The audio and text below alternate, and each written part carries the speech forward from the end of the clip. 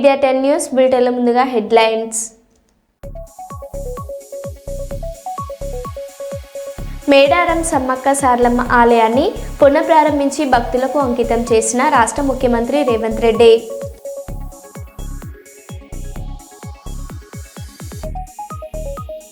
కర్నూలు జిల్లా ఊరుకుంద దేవాలయంలో పోటెత్తిన భక్తులు.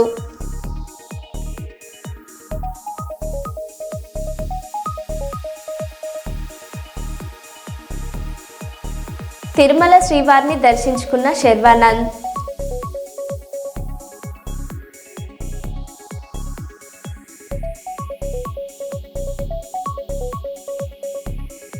కర్నూలు 4వ పట్టణ పోలీస్ స్టేషన్ పరిధిలో దొంగలించబడిన 11 బ్యాటరీలు స్వాధీనం.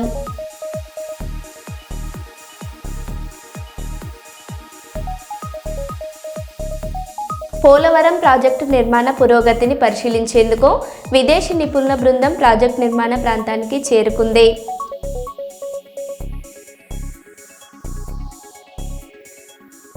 ఇక వివరాల్లోకి వెళ్తే, మేడారం సమ్మక్క సారలమ్మ ఆలయాన్ని పునఃప్రారంభించి భక్తులకు అంకితం చేసిన రాష్ట్ర ముఖ్యమంత్రి రేవంత్ రెడ్డి గారు కుటుంబ సమేతంగా సమ్మక్క సారలమ్మ దర్శనం చేసుకున్న రాష్ట్ర ముఖ్యమంత్రి వర్యులు రేవంత్ రెడ్డి గారు.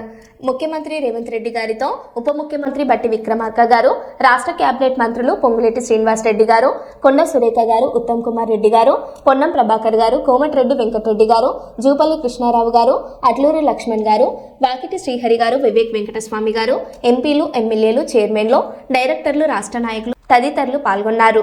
రాష్ట్ర ముఖ్యమంత్రి రేవంత్ రెడ్డి గారికి సహచర మంత్రులకు ఘన స్వాగతం పలికి దగ్గరుండి అమ్మవార్ల దర్శనం చేయించిన మంత్రి సీతక్క గారు.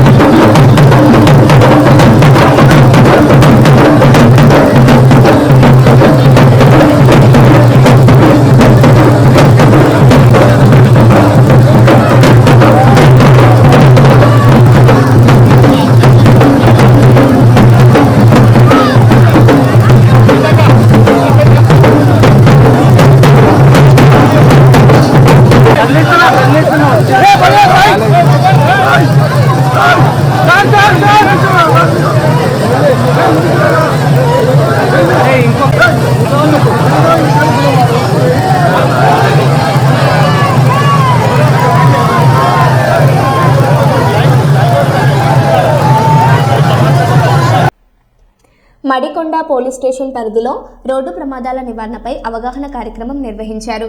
సీఎం రేవంత్ రెడ్డి ప్రవేశపెట్టిన కార్యక్రమం జాతీయ రహదారి భద్రతా మాసోత్సవాలలో భాగంగా మడికొండ జంక్షన్ వద్ద ఈ సమావేశం జరిగింది. ఇన్స్పెక్టర్ పుల్యాల కిషన్ మాట్లాడుతూ హెల్మెట్ లేకపోవడం, అతివేగం, మద్యం సేవించడమే ప్రమాదాలకు ప్రధాన కారణాలని తెలిపారు. ప్రమాదాల నివారణ ప్రతి ఒక్కరి బాధ్యత అని, ప్రజలు రోడ్డు భద్రతా నియమాలు తప్పనిసరిగా పాటించాలని పిలుపునిచ్చారు. అబ్బాయి ఉన్న అక్కడ పెట్టుదలకి బైక్ అండి. మా అబ్బాయి ఎందుకు కూర్చున్నాడు, ఎందుకు బండి అబ్బాయి రాక్ డ్రైవింగ్ చేయడం వల్ల బండి అయ్యి అక్కడ మరి చాలా ఇంజూర్ అయ్యి చనిపోయాడు. అలాంటి పరిస్థితి మీ కుటుంబంలో ఎవరికి రాకూడదు. ఇలాంటి పరిస్థితి ఎవరు కూడా తీసుకొచ్చుకోవద్దు. దయచేసి మీ పిల్లలు కూడా జాగ్రత్త చెప్పండి. మన వల్ల కానీ మన ఎదుటి వాళ్ళ వల్ల కానీ మనకు ఇబ్బంది కలిగే ఛాన్స్ ఉంటుంది కాబట్టి కొంచెం జాగ్రత్త పాటించాలని ప్రతి ఒక్కరు కోరుకుంటున్నాం. ఇంకొక మా నాన్నగారు సంపత్ కుమార్ దివాళీ ఈ year Diwali next day morning అండి సైకిల్ నుండి వెళ్తూ మన కన్నల్లాప మెట్టుగుట్ట దగ్గర సైకిల్ మీద వెళ్తుంటే హైదరాబాద్ నుండి హన్మకొండకు వచ్చే ఒక కారు 18 ఏళ్ళ బాలుడు అబ్బాయి ర్యాష్ డ్రైవింగ్ చేసుకుంటూ గుద్దాడండి. సో మా ఫాదర్కి డివైడర్ తలకాయ వచ్చి గుద్దుకుంది. సో ఇమీడియట్లీ మేము కేర్ హాస్పిటల్ షిఫ్ట్ చేసి 28 days ఐసీయూలో ఉంది, చనిపోయాడు. సో ర్యాష్ డ్రైవింగ్ అనేది అండ్ మోర్ ఓవర్ హెల్మెట్ అనేది మ్యాండేటరీ. మా విషయంలో నేను మా తమ్ముడు ఇద్దరు స్టూడెంట్స్ అండి. సో మేము చాలా లాస్లో ఉన్నాం అందరికీ. Please wear helmet and don't do rash driving. Thank you.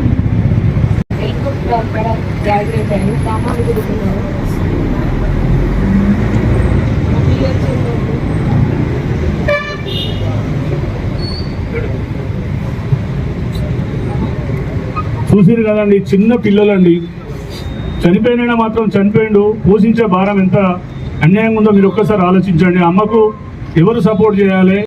Godavari కని కళ్యాణ్ నగర్ త్రివేణి కాంప్లెక్స్ లో చీఫ్ కోచ్లు ఎస్కే సలీం, క్రాంతి కుమార్ ఆధ్వర్యంలో నిర్వహిస్తున్న గోదావరి కని టేబుల్ టెన్నిస్ అకాడమీని ఆదివారం ఘనంగా ప్రారంభించారు. ఈ కార్యక్రమానికి ముఖ్య అతిథిగా రామగుండం కార్పొరేషన్ కాంగ్రెస్ అధ్యక్షుడు బొంతన రాజేష్ హాజరు కాగా ఐఎంఏ అధ్యక్షుడు డాక్టర్ క్యాసా శ్రీనివాస్తో కలిసి అకాడమీని ప్రారంభించారు. ఈ సందర్భంగా అతిథులు మాట్లాడుతూ గోదావరి కనిలో టేబుల్ టెన్నిస్ అకాడమీ ప్రారంభించడం ఎంతో ఆనందకరమని తెలిపారు. ఈ అకాడమీ ద్వారా పిల్లల్లో దాగి ఉన్న క్రీడా నైపుణ్యాలను వెలికి తీయడానికి మంచి అవకాశం కలుగుతుందని అన్నారు. క్రీడల్లో పాల్గొనడం వల్ల పిల్లల మెదడు చురుగ్గా పనిచేసి శారీరకంగా, మానసికంగా ఆరోగ్యంగా ఎదుగుతారని పేర్కొన్నారు. తల్లిదండ్రులు తమ పిల్లలను ఈ అకాడమీలో చేర్పించి క్రీడాభివృద్ధికి తోడ్పడాలని సూచించారు. ఈ కార్యక్రమానికి వ్యాఖ్యాతగా చంద్రపాల్ వ్యవహరించగా త్వరలో ఉద్యోగ విరమణ చేయనున్న సీనియర్ క్రీడాకారులు శర్మ, సేత్లాన్ ముఖ్య అతిథుల చేతుల మీదుగా శాల్వాలతో సన్మానించారు. ఈ కార్యక్రమంలో పెద్దపల్లి జిల్లా table tennis association secretary Satyanarayana, treasurer Gopichand, Jakkula Narayana, corporation minority నాయకులు మొబిన్, నజీం, అకాడమీ నిర్వాహకులు సలీం, క్రాంతి కుమార్ పాల్గొన్నారు. కాగా అకాడమీ ఆధ్వర్యంలో నిర్వహించిన టేబుల్ టెన్నిస్ పోటీలలో జిల్లా క్రీడాకారులతో పాటు భూపాలపల్లి, శ్రీరాంపూర్ ప్రాంతాల నుంచి వచ్చిన క్రీడాకారులు పాల్గొన్నారు.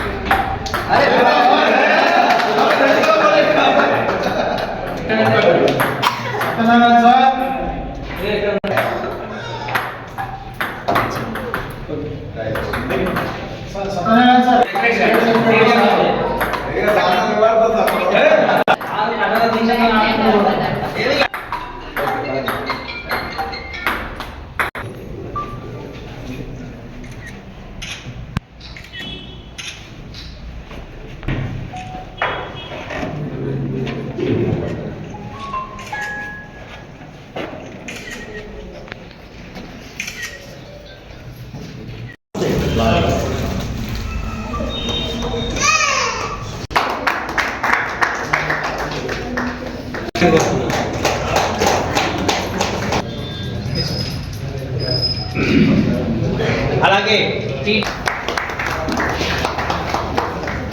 మరియు వేదికపైకి రావాల్సిందిగా కోరుతున్నాం.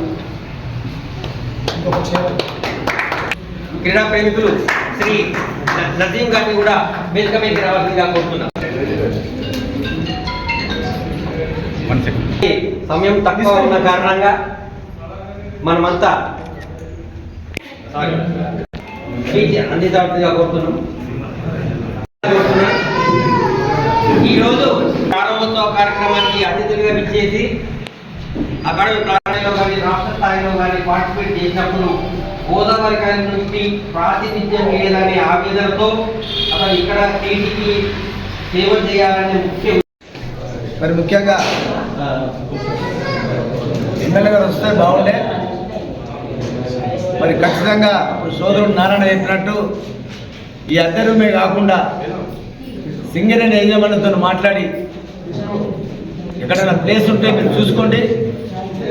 ఎమ్మెల్యే గారి సహకారంతో, యూనియన్ల సహకారంతో, ఐఎంఏ అధ్యక్షుడు సహకారంతో, నా వంతు సహకారంతో, ఇక్కడ వచ్చిన అతిథులందరి సహకారంతో ఖచ్చితంగా సలీం గారికి, క్రాంతి గారికి ఖచ్చితంగా మేము ముందుంటామని చెప్పి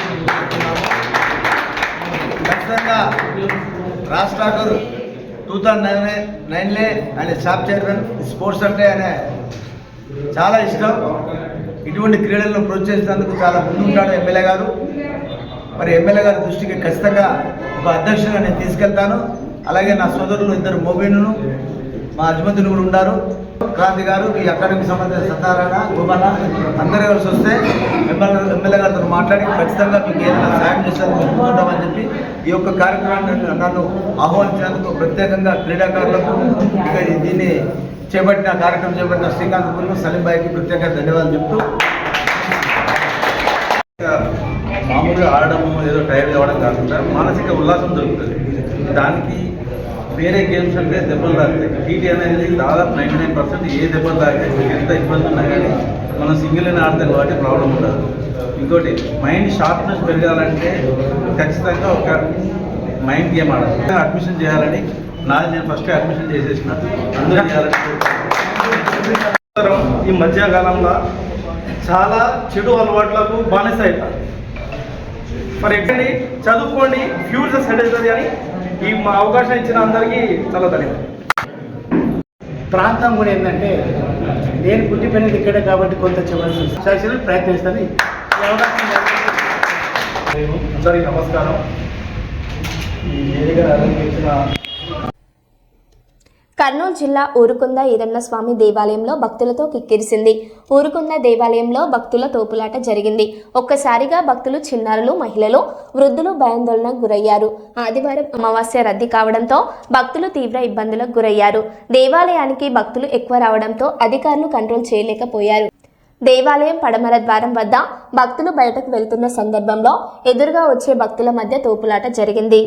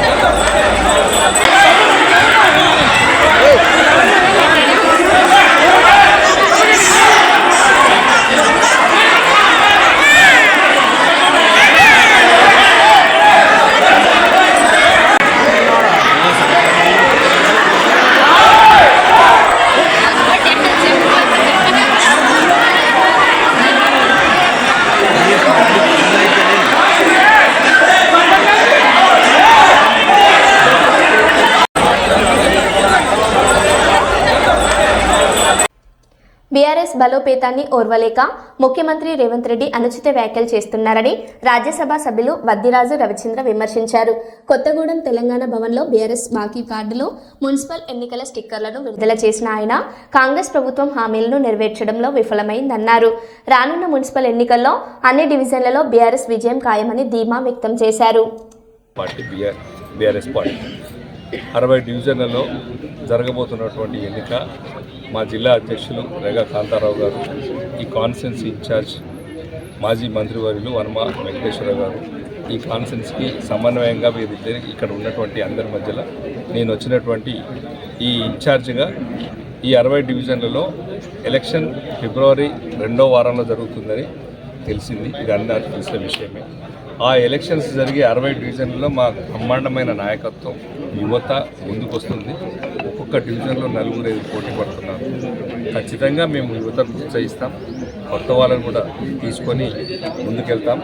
బ్రహ్మాండంగా ఈ వచ్చే ఎలక్షన్లో ఇక్కడ బీఆర్ఎస్ పార్టీ కొత్తగూడెం కార్పొరేషన్ని కైవసం చేసుకుంటుందని ఖచ్చితంగా ముందుకెళ్తున్నాం. మేము ఎలాంటి ఇబ్బందులు లేకుండా, అరమరికలు లేకుండా సమన్వయంతో ముందుకెళ్తున్నాం. మా పార్టీ మీరు రోజు చూస్తున్నారు. ఇక్కడ ఖచ్చితంగా మా పార్టీలో రోజు జాయినింగ్స్ కానీ, కార్యకర్తలు వచ్చి పనిచేయడాలు కానీ మా పార్టీ కార్యక్రమం స్టార్ట్ అయినాయి.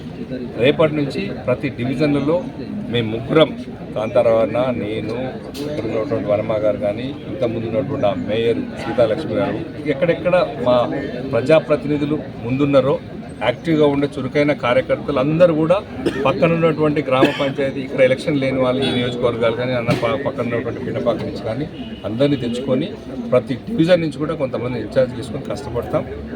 ఈ 20 రోజులు 25 రోజులు గట్టిగా కష్టపడతాం, ఎలక్షన్ చేస్తాం, గట్టిగా ఫైట్ చేస్తాం. 100% ఈ కొత్తగూడెం కార్పొరేషన్ కారు జెండా, కారు గుర్తుని ఎగరేస్తాం.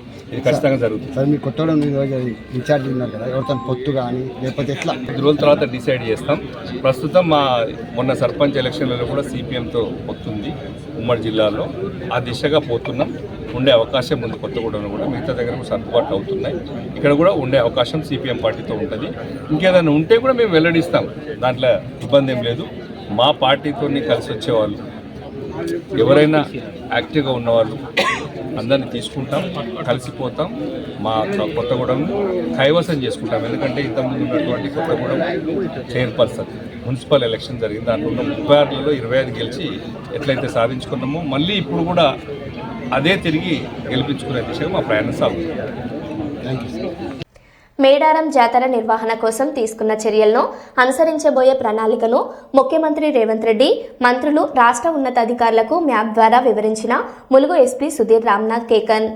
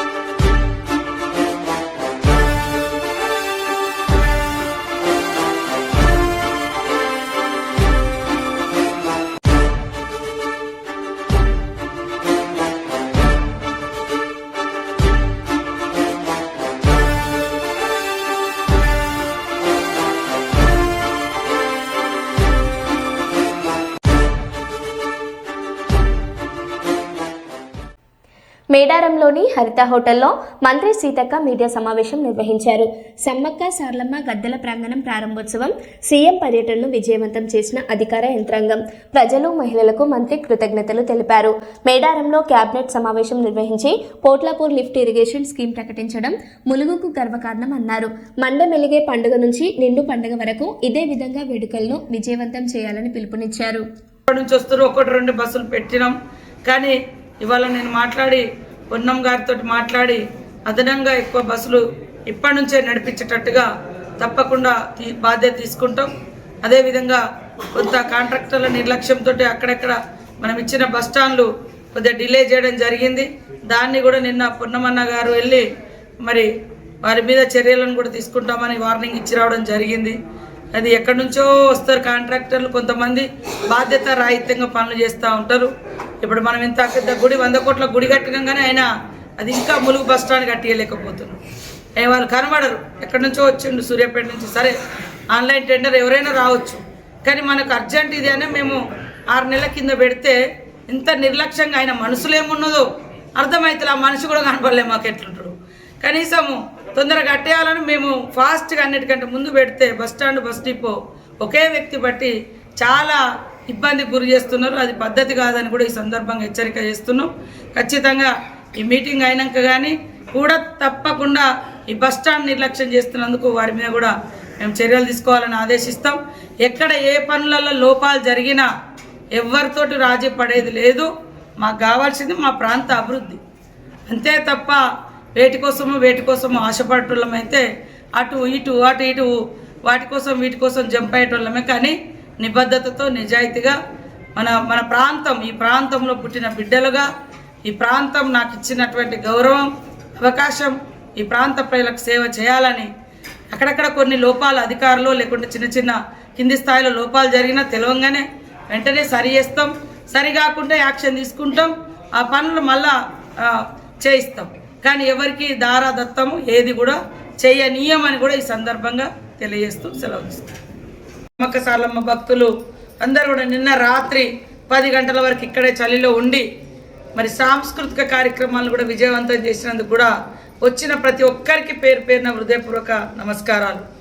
అట్లనే ఐటీడీఏ నుంచి డోళ్ళు, సన్నాయిలు, అదేవిధంగా కోయ నృత్యం, కొమ్ముకోయ, గుస్సాడి, ఆదిలాబాదు, నాయకపోడు, లక్ష్మీదేవర, ఇలా ఇక్కడ స్థానికంగా దేవతలతో పాటు మరి కొత్తగూడెం నుంచి డ్యాన్స్ చేయడానికి వచ్చిన అమ్మాయిలు, స్టూడెంట్స్ కూడా అందరికీ వాళ్ళను సక్రమంగా చూసుకున్న ఐటీడీ అధికారులకు అందరికీ కూడా హృదయపూర్వక ధన్యవాదాలు, నమస్కారాలు తెలియజేస్తా ఉన్నాం.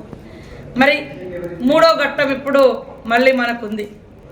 రేపు బుధవారం నుంచి, రేపు అంటే ఎల్లుండి బుధవారం నుంచి మండే మెలిగే పండుగ పూజారులు మొదలు పెడతారు. మండే మెలిగే పండుగ నుంచి మెయిన్ పండుగ కేవలం వారం రోజులు మాత్రమే ఉంది. బుధవారం మండే మెలిగే పండుగ స్టార్ట్ అయితే మళ్ళీ బుధవారం నిండు పండుగ అంటే 28వ తారీఖు నాడు నిండు పండుగ అవుతుంది. ఈ మొత్తం కార్యక్రమాలు చేసే మన పూజారులు జగ్గారావు గారు, అదేవిధంగా సమ్మక్క పూజారులు, సారలమ్మ పూజారులు, పగడిద్దరాజు పూజారులు, గోవిందరాజు పూజారులు, వారందరికి కూడా మరి అన్ని రకాల ఏర్పాట్లు చేసినాం. వారు కూడా ఈరోజు పొద్దున దర్శనంలో అద్భుతంగా అందరూ కూడా ముఖ్యమంత్రి గారు, మంత్రులు, మరి ముఖ్యమంత్రి గారి కుటుంబ సభ్యులు కూడా మరి మాకు మంచి దర్శనం లభించింది అని మరి వారి సతీమణి, వారి కుమార్తె కూడా చెప్పడం జరిగింది. మాకు చాలా రోజుల నుంచి ఫ్యామిలీతో రావాలని ముఖ్యమంత్రి గారు అనుకోవడం జరిగింది.